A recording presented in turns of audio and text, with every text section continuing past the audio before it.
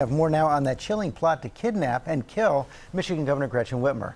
As we reported, 13 men now facing charges accused of planning to abduct the governor, potentially storm the Capitol building, even start a civil war.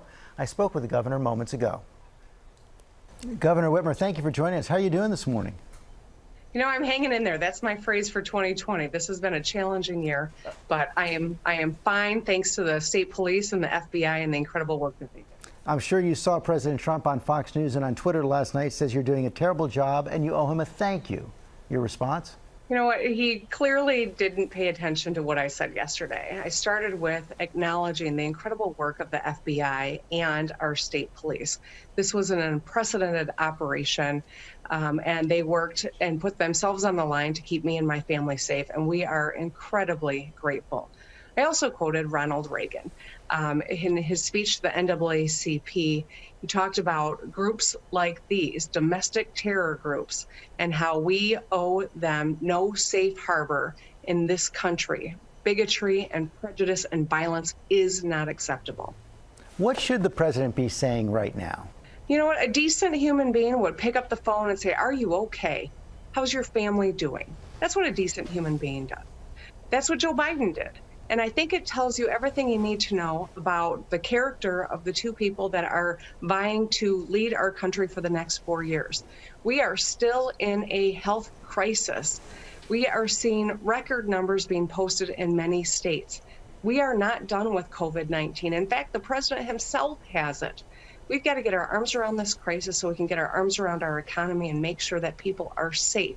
So dealing with hate groups and domestic terror is another really dangerous distraction from what the American people really want and need out of our president right now. The details of this plot are just chilling. They were surveying apparently your vacation home, plots to bring bombs into the Capitol, spark a civil war. When did you first learn about it? What were you told?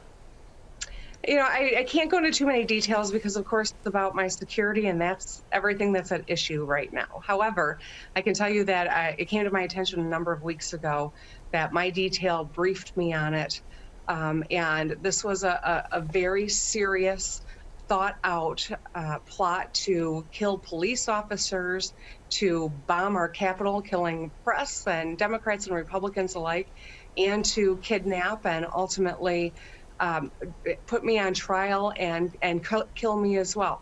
These are the types of things you hear from groups like ISIS. This is not a militia. It is a domestic terror organization. We need to call it out, and people of goodwill on both sides of the aisle need to stand up and do the right thing here, because this should not stand in the United States of America in 2020.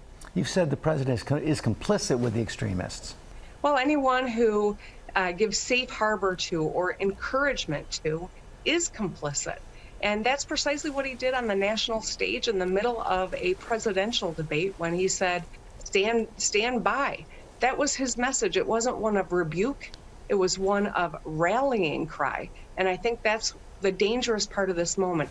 Each time he has tweeted about me, each time that he has said, liberate Michigan, and said I should negotiate with the very people who were arrested because they're good people, that incites more domestic terror. And I'm not the only governor going through this. Certainly it's been worse for me than most, but it is not unique to me. It is not even unique to Democrats.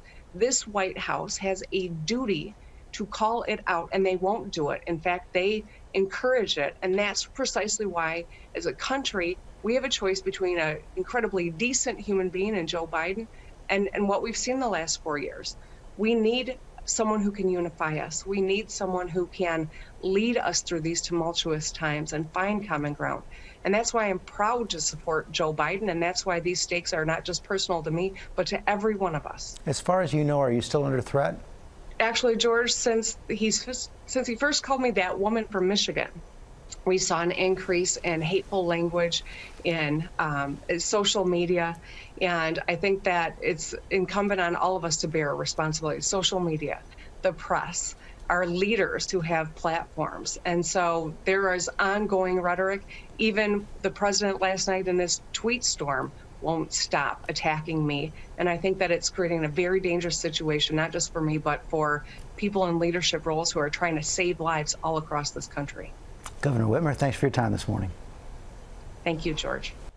Well, she's being strong there, but this threat is continuing. Yeah, and so detailed with the one that they just busted. So scary. Well, hey there, GMA fans. Robin Roberts here. Thanks for checking out our YouTube channel. Lots of great stuff here. So go on, click the subscribe button right over here to get more of awesome videos and content from GMA every day, anytime. We thank you for watching, and we'll see you in the morning on GMA.